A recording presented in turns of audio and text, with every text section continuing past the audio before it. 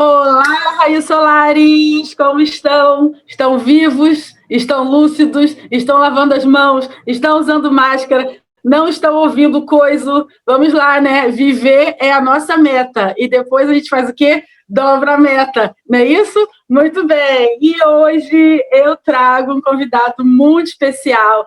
Essa conversa é sobre Afropapo, é um Afropapo sobre filosofias africanas e a nossa realidade. Mas antes de chamar o meu convidado, eu vou dizer o quê? Se inscreva nesse canal, ative os sininhos, deixe aquele comentário maroto, envia esse vídeo para alguém. Também me siga nas redes, venha para os meus cursos e para o clube de membros do canal Azingeri. Lembrando que a partir de R$3 você consegue acessar o meu conteúdo solar, que vai te trazer novos conhecimentos sobre África e afrodiáspora. E hoje o convidado é muito especial. Tenho aqui duas obras dele para mostrar para vocês.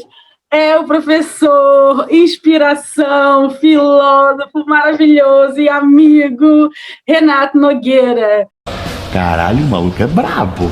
Porra! Professor Renato, se apresente e diga um oi para os meus raios de sol. Olá, eu quero deixar um abraço, agradecer a recepção da Azingeri, muito obrigado. Meu nome é Nogueira, né? Estou nas redes sociais também, vocês me encontram nas redes sociais aí, @Nogueira, _oficial. E também tem um canal, o canal do Nogueira, está aqui no YouTube. E fico muito feliz de estar aqui com a Asa, que é uma pessoa que tem um trabalho muito, muito interessante. Aí, Asa, muito obrigado e agradeço aqui pelo seu convite, querida. Um beijo grande, um abraço fraterno, querido, para você. Eu que agradeço, professor. É sempre uma honra ter o senhor aqui, trocar com o senhor. Enfim, você sabe, né? As nossas conversas de bastidores são sempre muito poderosas.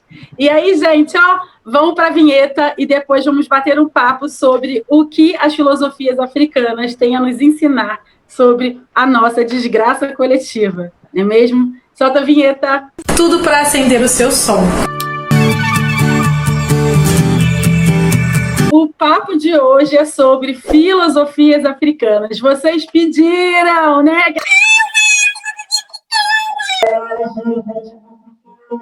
Então, atendi o pedido de vocês, mas eu não podia fazer esse vídeo sozinha, porque, né, é bom a gente trazer os amigos que sabem bastante para ensinar e partilhar aqui nesse canal. E por isso eu trouxe o professor Renato Nogueira, filósofo maravilhoso, que tem duas obras muito bacanas e que sempre aparecem aqui nesse canal. Se você já assistiu o vídeo sobre educação pluriversal e sobre Maafa, você já viu o rostinho do professor Renato nesse canal, não é mesmo? Livro número 1, Porque Amamos, é um livro excelente, que eu sempre recomendo para vocês nas nossas lives de terça-feira. Livro número 2, O Ensino e a Filosofia com a Lei 10.639. Esse livro é excelente para quem está trabalhando com a educação. Então, vocês, professores, vocês, psicólogos, vocês, artistas que me seguem nesse canal, olha aí uma referência para vocês. Professor Renato,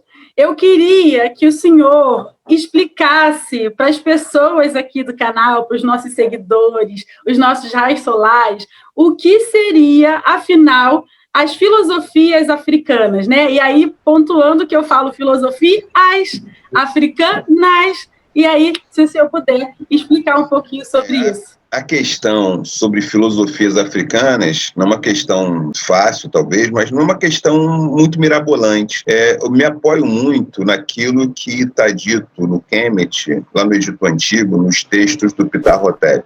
Ptah-hotep vai dizer que filosofia é um exercício, ele fala como um exercício que nunca chega ao fim. É um exercício em que a destreza nunca fica pronta, nunca está muito apta. Então, em Ptah-hotep, o Omoreb é um filósofo que vai dizer que provérbios, construções, tudo aquilo que é produzido, que tem uma reflexão crítica sistematizada ou em variadas formas de expressão feito no continente africano ou a partir de um repertório cultural africano, é a base para a gente falar em filosofias, né, usando aqui no plural, em filosofias africanas, ou seja, é aquilo que é feito a partir de um horizonte cultural, um horizonte teórico africano. Então, acho que não tem muito grandes mistérios. E aí, por exemplo, a gente vai ter inúmeras pessoas que fazem filosofia africana de maneiras diferentes, maneiras diversas, realmente, né, que se apoiam de modos diferentes para fazer. Eu estou pensando aqui, África, o africano, assim como as pessoas, como nós usamos o termo ocidental. Ocidental é um guarda-chuva, o conceito guarda-chuva, um modelo, um paradigma, e não está restrito só ao norte do mundo, não está restrito só àquilo que europeus fazem, ou só aquilo que as pessoas da América do Norte fazem, estadunidenses, canadenses. Não, é parte de um repertório cultural. Então, eu falar em filosofias africanas, são aquelas que partem de pressupostos variados, de perspectivas do horizonte cultural africano. É um pouco isso que a gente pode falar de filosofias africanas. É isso, né, professor? Pensar esse eixo do sul, né? Eu sempre falo aqui no canal, brinco aqui no canal, que nós não norteamos nada, né? Porque os últimos 500 anos foi sempre procurando o norte e isso trouxe uma má diagramação. Que nosso momento é o quê? Caminhar rumo ao sul, né? Caminhar rumo ao ensuleamento da nossa própria existência. E aí, professor, o que as filosofias africanas, né, de maneira geral, assim, o que elas diriam para a gente nessa questão do cancelamento, dessa agressividade nas redes em relação ao erro, né? Como é que a filosofia africana, ou as filosofias africanas, elas entendem a sua base ética para entender o erro do outro e os nossos próprios erros? E como seria, assim, teria a possibilidade de ter um cancelamento dentro da lógica ética filosófica africana, por exemplo? É sempre bom essa questão, como que o cancelamento, né, em contextos filosóficos africanos, como é que a gente pode, né, a partir de uma perspectiva filosófica africana, pensar o cancelamento, essa cultura que nós vivemos, né, no mundo contemporâneo, nas redes sociais. Me parece que é sempre bom pensar com mais especificidade nesse caso. Então, por exemplo, o Bob Ramose, ele ajuda a dar uma resposta para isso, à medida que ele vai dizer que é inerente à condição humana tristeza, desespero, solidão, medo, eles constituem a condição humana. A gente precisa sempre de suporte. Como somos interdependentes, a gente precisa de outras pessoas para que nós possamos ter uma vida melhor, que a gente possa ter mais qualidade. A gente não se faz sozinho. Aquela expressão, Umuntu, Gabantu, Gamuntu, uma pessoa é uma pessoa através de outras pessoas, não é porque a gente vai idealizar e romantizar as relações. Os conflitos são inerentes, isso é importantíssimo. Conflitos, divergências são naturais. A gente pensa de maneira diversa, as pessoas não se entendem o tempo inteiro, somos todos sujeitos. Então, o sujeito tem interesses, desejos e projetos. Os interesses, desejos e projetos, eles nunca vão ser completamente simétricos, isso é natural. E por essa razão, a gente vai ter que praticar empatia, praticar intimidade no relacionamento. Sou bom Fusomé, ela vai dar uma contribuição. A gente fala de intimidade. Uma relação precisa operar a partir do repertório da intimidade. Seja de amizade, um casamento, uma relação precisa ter um grau de intimidade para que a gente possa compreender o outro. O que não significa idealizar, o que não significa amor incondicional, mas não significa também crucificar o outro por qualquer erro. Então, assim, o que é grave, o que não é grave, o que a gente pode ponderar. Então, pensando no filosofia Ubuntu, por exemplo, como Bob Ramose, é pensar em reparação, é reparar o dano que foi causado. Então, à medida que a gente pode reparar o dano que foi causado, você está integrado na comunidade, porque todos podem reparar alguma coisa. A gente pensa que a Sobon Fusomé, que fala de intimidade, e tem uma narrativa muito bonita dos trabalhos dela, em que ela fala na cultura da Gara. O que aparece interessante? Tem uma narrativa que ela faz, que na cultura, no povo dela, as crianças, antes de nascer, a mãe vai para um lugar e a mãe escuta a canção da criança. E a canção da criança vai ser dita para a mãe, a criança diz para a mãe diz para a parteira, a mãe diz para o pai, familiares, para as pessoas daquela família, e as pessoas recebem a criança com aquela canção. A canção diz muito sobre ela, o nome da canção diz o seu papel, o seu lugar, a sua trajetória. As pessoas cantam a canção para ela, sempre que ela faz coisas boas ou quando ela erra também, para que ela possa lembrar, celebrar o que foi feito, que é bacana, e para que ela possa a partir de um erro, ela também se lembrar, que ela não esqueça a respeito dela. Então, isso é um processo muito importante. O que significa isso? As pessoas não são canceladas nesses contextos culturais. Elas não são canceladas porque elas fazem parte de um projeto, fazem parte de uma comunidade. E muito bonito essa ideia da música, né? E da lembrança mesmo. Existem algumas culturas no Mali que também não é a canção, mas quando a pessoa comete algum erro, as pessoas da comunidade lembram essa pessoa as suas qualidades, né? Porque errar é algo inerente à nossa condição humana e não deve ser um motivo de desumanização. Pelo contrário, errar é o que nos torna mais humanos. Então, muito bonito. Só queria comentar. Então, já arrumaram as canções dos seus filhos? Vamos aí construir canções das nossas crianças, não é mesmo? É muito importante que isso seja feito sem idealização e sem romantização. Em que sentido? As pessoas pensam de maneira diferente, as pessoas às vezes não fazem com todo mundo um certo pacto. Então, qual a nossa expectativa? A gente vai ficar frustrado, decepcionado. Num sentido mais geral, vamos dizer, sem muitos percursos teóricos, a gente pode dizer que a frustração, a grosso modo, você joga uma expectativa numa pessoa que ela não coloca, que ela não contratou contigo. E a decepção é quando você tem um contrato com alguém, tem um projeto com alguém. Então, vamos supor, você tem um namoro, vocês têm um combinado nesse namoro. E aí você se decepciona quando a pessoa não faz o que foi combinado. Eles combinaram, por exemplo, ter uma relação monogâmica e alguém não cumpriu esse acordo.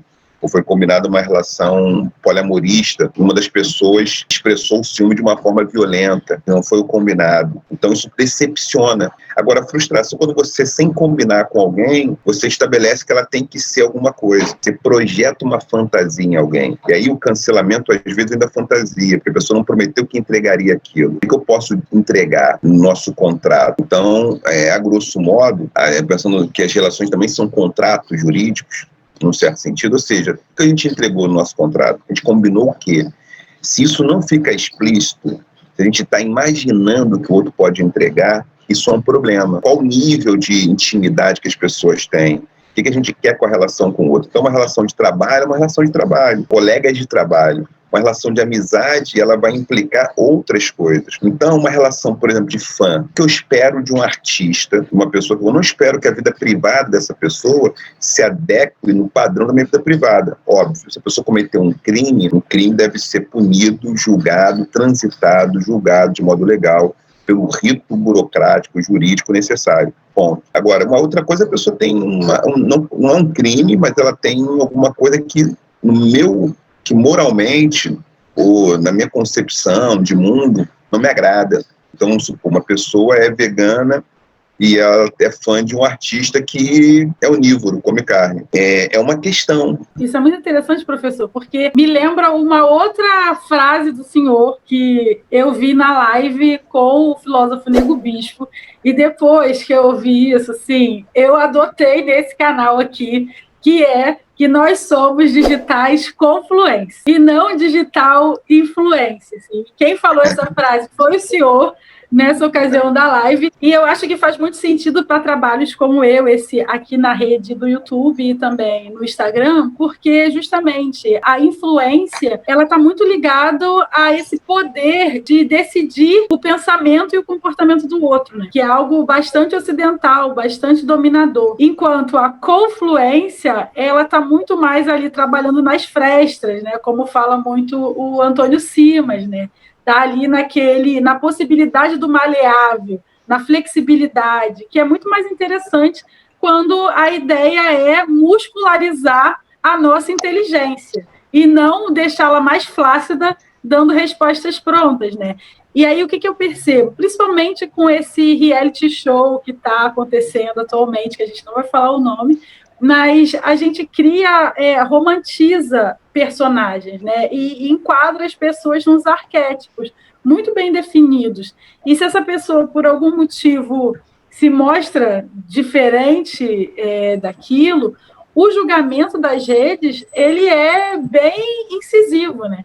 E a pessoa, enfim, acaba-se carreiras, destrói-se imagens. E eu queria que o senhor comentasse um pouco sobre isso, assim. Eu penso que um dos problemas talvez esteja em projetar uma fantasia no outro. É uma questão que a Sou Bom Fusso me ajuda. Então, vamos supor, nós concordamos que ser vegano é melhor do ponto de vista do planeta, do ponto de vista da nossa saúde, ok. Só que a gente não pode obrigar todas as pessoas a serem veganas, até porque algumas pessoas, a gente pode discutir isso, trabalhar isso, fazer um debate político a respeito disso. A gente não vai poder cancelar uma pessoa que ela prometeu entregar uma boa música, mas não prometeu entregar um comportamento vegano. Mas se a pessoa promete entregar um comportamento, ela é um ícone de um comportamento, isso vai ter uma contradição. Óbvio que nós humanos temos contradições. Agora, suponha, uma pessoa é ativista ou é militante. Ser militante, né, o termo ativista a gente passa a usar muito mais agora, né, nos últimos anos, a gente tem usado mais, né, agora no século XXI, e antes se usava mais o termo militante, que podem ser usados como sinônimos, tem uma discussão em torno disso.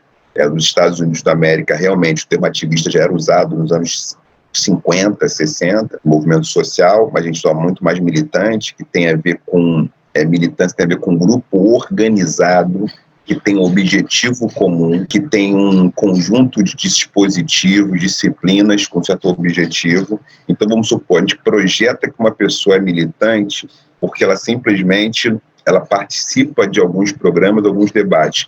Não necessariamente ela é militante, porque ela não está, às vezes, vinculada de modo orgânico a nenhum grupo. E a gente projeta que ela é militante e ela tem uma atitude que não é de militante, a gente acaba dizendo, poxa, ela me decepcionou. Porém, isso é uma frustração, porque você projetou algo e você que acreditava que ela tinha algo que ela nunca prometeu entregar, porque não era filiada a nenhum grupo formal. A militância, ela prevê que a gente esteja filiado a um grupo formal, que tenham ações elaboradas, ações planejadas, articuladas, não são ações individuais. O que é feito individualmente está dentro de uma agenda de um grupo, a agenda de um grupo que tem um projeto. Então é muito diferente de uma pessoa, às vezes, ser entendida de modo... Então, nem toda pessoa LGBTI, que mais, é uma ativista pelos direitos das pessoas LGBTI, que mais. Não necessariamente. Nem todas as pessoas negras são ativistas, militantes do movimento negro.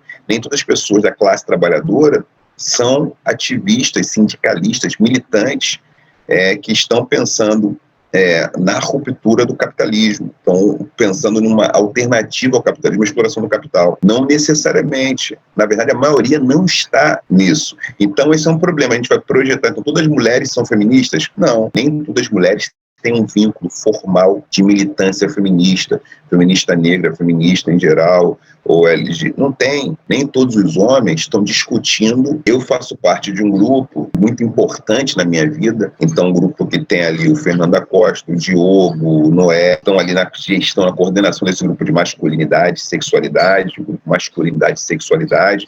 É um grupo antigo, o Fernando já é uma das primeiras pessoas no Rio de Janeiro, é do Brasil, que fundou, né, um grupo para discutir masculinidade, onde lá nós temos homens negros, brancos, homem indígena, héteros, gays, bissexuais, cis, trans, homens, que se unem para pensar, para conversar sobre masculinidade. E aí, de modo racializado, pensando nas identificações de gênero, pensando nas nossas histórias, um grupo que o homem que entra bem vai ser recebido, a gente vai ali trabalhar. Ou seja, mas nem todos os homens estão pensando a respeito da nossa socialização misógina. Nem todos são homens que estão pensando sobre uma possibilidade de uma sociedade antipatriarcal, de uma luta antipatriarcal, como sendo relevante. Então, se a gente não promete algo, como eu vou ser cobrado daquilo que eu não prometo? Isso é um problema. Então, a primeira questão para mim é essa, a questão de fundo é essa. Eu sou cobrado pelo quê? O que eu prometo? Tem relações que elas inevitavelmente têm promessa. Casamento, paternidade, maternidade, o cuidado com uma mãe, com um pai idoso. A gente tem ali um compromisso ético colocado. inevitável. Inclusive, mesmo os irmãos e irmãs que têm conflitos, é necessário ter um compromisso ético ali. Dependendo do caso, a gente precisa fazer um debate ali em família para tentar entender o que pode ser resolvido. Acontece alguma coisa, das mais variáveis de uma família, então como a gente organiza isso? Tem que ver qual o nível do comprometimento, compromisso que é possível. Agora, tem relações que são relações entre vizinhos, relações entre pessoas que moram no mesmo bairro, relações são relações de respeito com aquela pessoa que vendeu para você um pão na padaria, que vendeu o telefone para você. Então, e relações entre público, audiência, fãs e artista, ou pessoas públicas, digital confluência, você usou aqui a expressão, né, que eu uso ali com o Nego Bispo, um dos meus mestres, são pessoas que elas não são exemplo de vida, mas são referências em certos quesitos. A gente tem um problema, muitas vezes, em projetar no outro uma perfeição, uma completude, e tudo que aquela pessoa faz vale para mim. Ou seja, o meu modelo, o modelo de relacionamento que uma pessoa tem, não vale para todo mundo. Algumas pessoas ficam mais confortáveis num relacionamento poliamorista, com poliamor. Outras são mais confortáveis, e tem pessoas que são, assim, tem muitas possibilidades, dispositivos,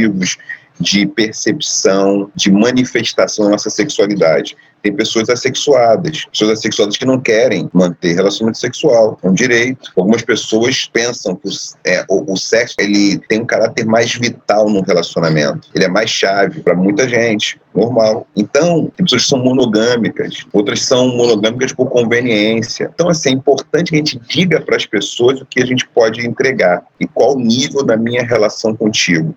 Eu acho que o cancelamento tem uma confusão entre público e privado. As pessoas que estão numa esfera que é de consumir, de comprar, de prestigiar uma peça de teatro, o trabalho artístico de alguém, elas acreditam que essa pessoa quase como se fosse sua prima, sua irmã, seu tio, seu pai, seu filho, né? E elas cobram dessa pessoa o que ela cobraria do filho, da irmã, do pai, do marido, da esposa. Elas estão cobrando algo dessa pessoa que não tem. O que eu posso entregar? Você falou do meu livro, assim, quem não tem uma vida, não tem intimidade comigo, eu devo satisfações a algumas pessoas. Eu não devo satisfações a toda a humanidade. Devo satisfações a toda a humanidade na medida do meu trabalho, na medida da minha responsabilidade política. Nesse sentido, eu devo satisfação a toda a humanidade, ok? Nesse registro, nessa camada. Agora, existe uma esfera da minha intimidade que a minha satisfação é com a Carla, que é minha esposa. Essa ideia de romper o público e o privado, eu acho que é a chave para entender o comportamento atual, né? Vamos dizer, desse primeiro quarto de século XXI, né? Porque a gente já está fechando o primeiro quarto desse século, e eu acho que a barreira público e privado, ela se diluiu a partir do momento em que todos nós nos tornamos um produto, né? Há uma produtificação de nós mesmos dentro do contexto que a gente está vivendo, né? Mas aí eu queria puxar o gancho sobre a falta do compromisso, né? E empenhar sua palavra nas relações, sejam elas amorosas, sociais, enfim. Mas, no final das contas, o que a gente está falando aqui é sobre os contratos que a gente faz por meio da palavra, né? E a palavra é algo tão africano. E aí, vamos olhar o cenário, né, desse primeiro quarto de século, mas, sobretudo, esse início de 2021 aqui no Brasil, né? A pandemia batendo recordes, a ignorância alastrada, uma falta de empatia, né? Empatia é um valor ético africano, e acho que o que a gente tem visto agora, assim, principalmente carnaval, pós-carnaval, tem sido uma total falta de empatia com o outro, né?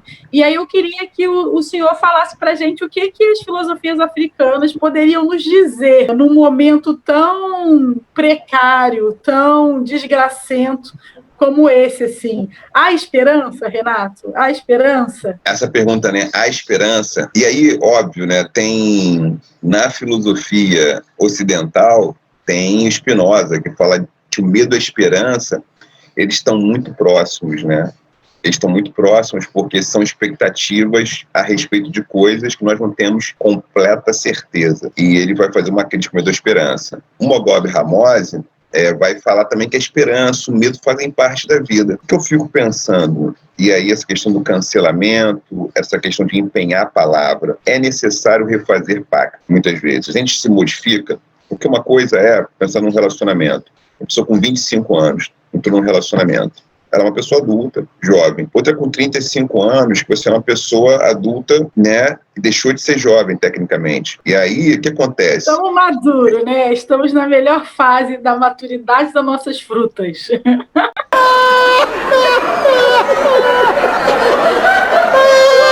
Maturo, né? Na melhor fase ou não sei qual é a melhor fase, essa questão da melhor idade, pior idade, não sei qual é a pior, qual é a melhor. Mas tem uma coisa que com 35, você não pensa como quando tinha 25. Então, o seu pacto, o relacionamento vai mudar. Então, eu não sei qual é a palavra, otimismo e pessimismo são os termos que atendem o que eu estou dizendo aqui, que atendem essa perspectiva. Eu não sei também se o medo e a esperança atendem, o que eu acho que talvez a gente ter projeto, ter perspectiva, ter uma perspectiva de futuro, e aí, num certo sentido, é esperança, e aí acho que a esperança faz parte da vida, o medo faz parte da vida. Eu acho que a gente precisa aprender a lidar com medo, aprender a lidar com a esperança também, mas não jogar todas as fichas numa ou em outra coisa, mas talvez jogar as fichas, uma parte delas, na medida do que do nosso próprio biorritmo. Me parece que uma perspectiva, Orunmila, acho que é um filósofo importante, Sophie Oluole, essa filósofa, né, que muito importante, escreveu Sócrates e Orunmila, patronos da filosofia, ela vai trazer uma boa contribuição para falar de Orunmila, que me parece que fala de afetos. Ele fala de afetos. Afetos de ar, afetos de água, afetos de terra, afetos de fogo. Terra! Fogo! Vento! Eu tenho interpretado assim o Orunmila, de modo afro-perspectivista. E nessa interpretação, o que está em jogo é um certo biorritmo. Qual o nosso ritmo de vida? Cada corpo tem um ritmo pela nossa história, pelos nossos traumas, nossas dificuldades, temos um ritmo de vida. A gente vai ter que escutar esse ritmo para saber até o que a gente pode prometer, porque muitas vezes a gente não pode fazer alguma coisa num certo momento da vida, pode fazer em outro, que não é só a maturidade, não é só a idade, são as condições, é o momento, é a conjuntura, e ter essa nitidez, isso tá nítido pra gente, o que eu posso, qual o tamanho do meu passo. Eu não aguento, por exemplo, uma maratona de 42 km, alguém fala, uma maratona, né, 42 km, a pessoa diz, eu aguento fazer 21. Eu não gosto de fazer 5, eu não gosto de correr 10, gosto de correr 5, eu não gosto de correr 10. Ou então eu quero correr 21, vou me preparar para correr 21. Esse é o projeto. O que eu tenho que fazer para chegar nesses 21 quilômetros? Então, acho que isso é para além da esperança. É assim, o que é possível?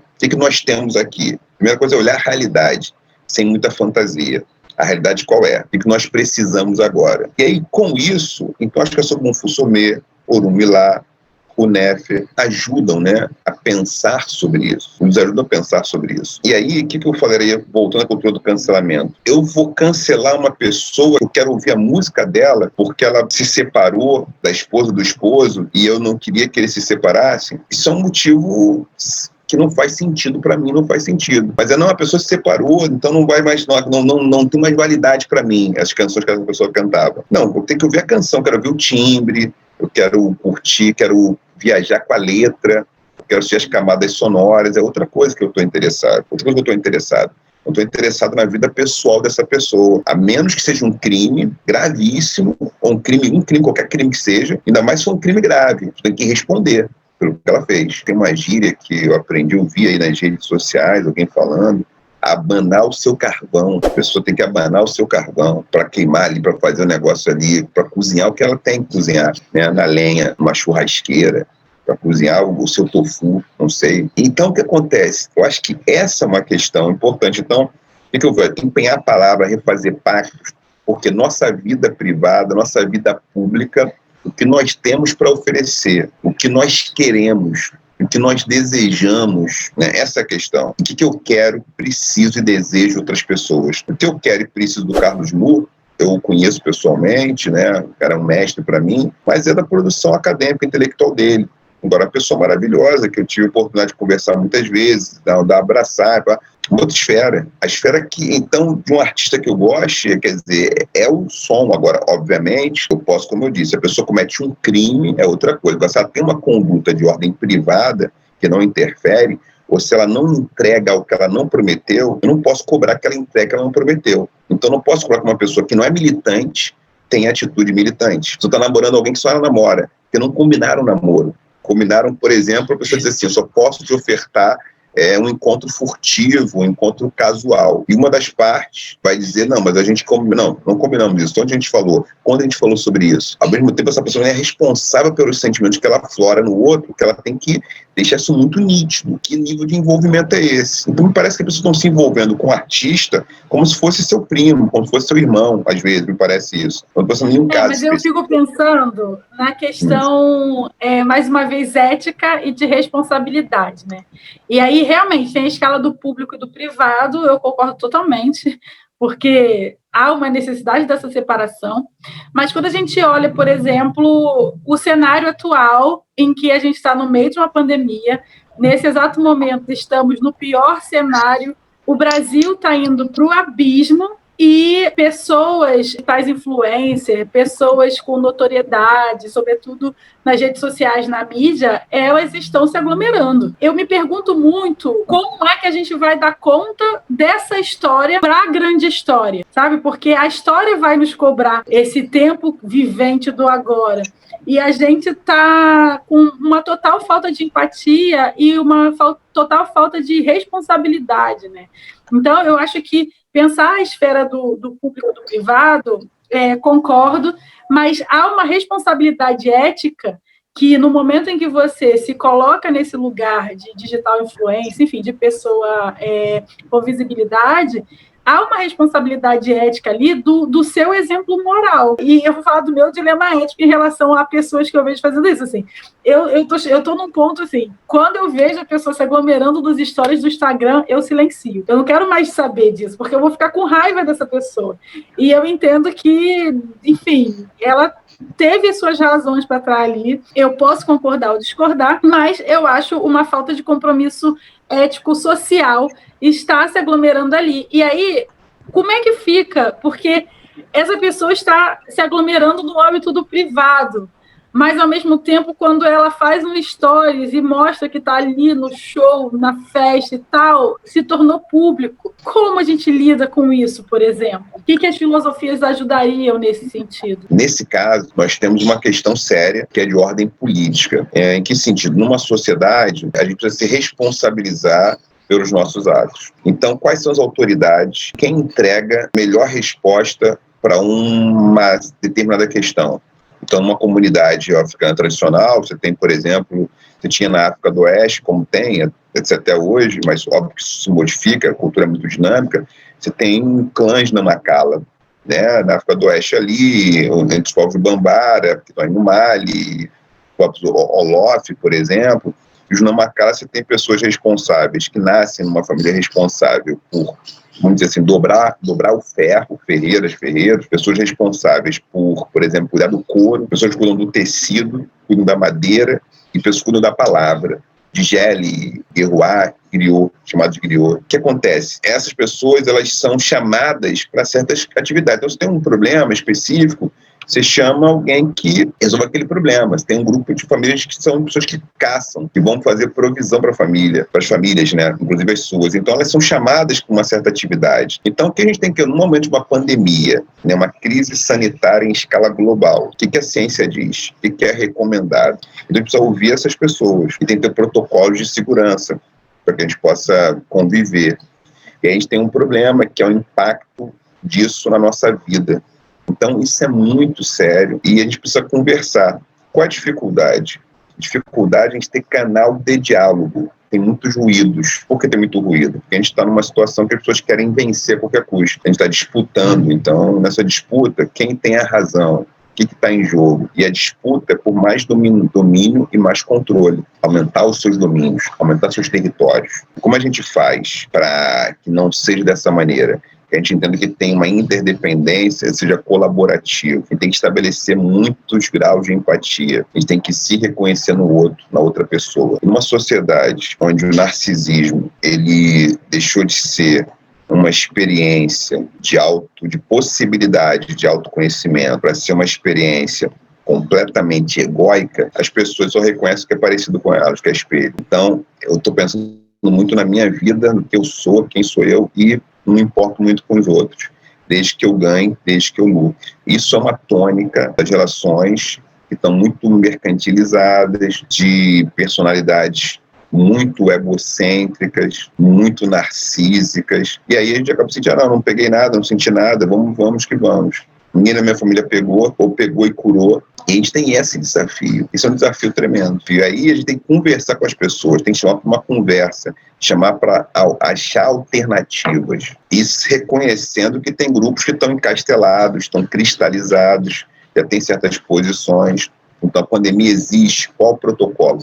Que nós precisamos hoje, na data de hoje, a gente está no mês de março, não é isso? De 2021, precisa de vacinação em escala, em massa. Alguns países têm vacinação, isso é fundamental, isso é uma política. Eu tenho visto o consórcio de prefeitos aumentar para a compra de vacinas. Existe até uma possibilidade de consórcio de governadores também, então tinham discutido isso até um certo momento, não sei se... Agora, o consórcio de prefeitos está aí, né? Ao invés de 5.517 prefeitos irem comprar vacina de modo individual, não. Um consórcio se junta e vai comprar, vai ser mais barato, vai ser mais eficiente essa atitude, essa ação. É um desafio. Nessa responsabilidade política, a gente tem que ter muito cuidado. Então, é importante a gente consultar os especialistas, analisar o cenário, ver como está a curva no Brasil. A curva estava aumentando até bem pouco tempo. Não sei como a curva está hoje, né, mas a curva estava aumentando, isso é muito sério. A gente precisa baixar um pouco a bola, respirar e dizer, caramba, onde nós estamos? Onde queremos chegar? Eu tenho que fazer isso. Essas perguntas são cruciais, né? Só para atualizar, a gente está fazendo essa gravação no início de março, esse vídeo deve sair no finalzinho desse mês, e atualmente o nosso cenário é de recorde de mortes diárias. A curva subindo, e a última notícia é que o país ele está em estado crítico em todas as suas regiões. É uma conta bastante pesada que a gente vai ter que pagar para a história. Mas, deixando um pouco de lado essa questão da pandemia e tudo mais, professor, só tenho a agradecer esse papo incrível, a sua disposição, o seu tempo, a sua generosidade em estar aqui, trocando com a gente, iluminando essa conversa. E eu vou deixar o senhor se despedir, deixar as suas redes, e eu queria deixar uma última pergunta, que é: o que é acender o sol do outro para você? E aí, fique à vontade, muito, muito, muito obrigada por ter topado gravar essa entrevista para mim. Agradeço, deixo um abraço, meu respeito, meu carinho para você, toda a família, parentes, familiares, pessoas queridas e próximas, e também das pessoas que nos assistem aqui. Acender o sol do outro é uma pergunta que me parece que a melhor resposta quem pode dar é a própria Asa, né, que trabalha com esse tema, né, que estuda o tema. Eu arriscaria algo como acender o sol, tem relação, no meu entendimento, nessa expressão, talvez como eu usaria, naquilo que eu tenho que chamar de autointimidade. Só é possível acender o sol do outro, talvez, de modo genuíno. Eu acho que tem muitas formas de acender o sol de alguém, com autointimidade, para acender de modo mais radical. A gente precisa saber o que queremos, o que desejamos, o que precisamos, como nós fazemos o nosso percurso, quais são os desejos, sentimentos, enxergar o outro. Então, enxergar assim, enxergar o outro, é um princípio para acender o sol do outro, porque as pessoas têm desejos diferentes. Às vezes os desejos estão no mesmo lugar. As pessoas não têm, às vezes, o mesmo projeto de vida. Então, assim, por exemplo, um casal são duas pessoas que vieram de famílias diferentes e que se relacionam, têm intimidade e que têm um projeto juntas, que são casal. E aí esse casal tem que ter um projeto. Então eles precisam, para acender o som do outro, sempre revitalizar o acordo. Porque o acordo, às vezes, de 10 anos não é um acordo de agora, quem está 10 anos juntos, quem tem 30 anos juntos, 2 anos juntos, o acordo muda. E aí tem que fazer, então, para acender o sol do outro, dos amigos. Acender o sol de um amigo também é cuidar de um amigo, ser cuidado, cuidar da pessoa, cuidar quando a pessoa precisa e ter um nível de confiança necessário para pedir ajuda quando precisa. Preciso de ajuda, aí estou com um problema na minha casa aí não sei, fazer uma mudança, pode me ajudar? Porque eu não tenho condição de fazer essa mudança. Preciso de R$500 emprestado, eu te devolvo quando eu receber tal dia. E aí aquele acordo, você tem amigo, assim, quando você pede, é bom que você fale antes, né? Estou pedindo emprestado, ou estou dando, porque você acende o sol mais fácil do outro. Acender o sol do outro é, por exemplo, às vezes você lavar a louça para a pessoa, na casa, na sua casa, que você não lava a louça. Às vezes é você trocar a fralda do bebê do casal. Às vezes é você simplesmente dar um telefonema para aquela pessoa, para sua tia, que fez uma cirurgia, botou uma prótese de fêmur. Ela só queria ouvir a tua voz, falando, que bom você ter ligado para mim. Então, acender o sol não tem uma receita pronta, é na relação. E aí tem que saber quem eu sou, quem a pessoa é, o que nós queremos, o que nos aproxima, o que nos une. Como faço isso? Extremamente difícil. É mais difícil ser egoísta, ser narcísico, viver no seu próprio mundo e fantasiar o que as pessoas são, cancelar quem não te agrada, ou também disputar, fazer disputas que não são de ordem clubistas, mas são de ordem política pública, de vida pública da sociedade, achando que é um clube de futebol. Eu torço por time azul, torço por time amarelo. Estamos aqui disputando. Não, tem coisa que não é de ordem clubista. Não é o time que eu torço que você torce. É um compromisso social. Sem esses pingos nos is, eu acho que a gente ganha o narcisismo, ganha a mercadoria, mercantilização da vida, né? Ganha o mercadismo e a gente perde um pouquinho. Ou perde muito, na verdade. Então seria isso. Para fechar, eu já tinha anunciado nas redes sociais, fiz errado, era para ter falado no começo, no final, mas é o que eu falo de novo, né? @Nogueira, sem i, _oficial, no Instagram e no canal do YouTube. Toda quarta-feira tem um Papo com Nogueira, né? Toda quarta-feira, canal do Nogueira. Vocês botam lá no YouTube, canal do Nogueira, Nogueira sem o i. Vocês me encontram. Toda quarta-feira eu falo de amor, filosofia, falo sobre infâncias. São os temas que eu falo com mais frequência. Inclusive, vai sair o tema também, o Malcolm e Marie e outros temas mais. Gente, vou ficar por aqui. Um grande abraço. Obrigado pela paciência, pelo tempo, quem chegou até aqui. Professor, é sempre um prazer. Não é uma questão de paciência, é uma questão de nutrição. Então, tenho certeza que os seguidores desse canal gostaram muito desse papo. E se você gostou dessa conversa, desse afropapo sobre filosofias africanas, mande esse vídeo para a galera, dá aquele like, se inscreve, diz pra gente, conversa com o professor Renato, deixa aqui a opinião que ele vai acompanhar. Se inscreve também lá no canal do professor Renato Nogueira e vem para o meu clube de membros, o clube de membros do canal Azingeri na plataforma Apoie-se. A partir de R$3 você acessa o conteúdo solar e as referências bibliográficas desse canal. Então, esse vídeo aqui, tudo que o professor Renato Nogueira falou aqui, eu vou buscar a referência bibliográfica e vou soltar para a galera do clube de membros lá na plataforma Apoie-se, beleza? E, gente, olha, foi incrível passar esse momento com vocês. E eu gostaria apenas de lembrar sempre que a nossa humanidade, ela é inegociável. Não tem recortes, não tem exceção e não tem poréns. Um grande abraço. Kioya Tionan. Tchau.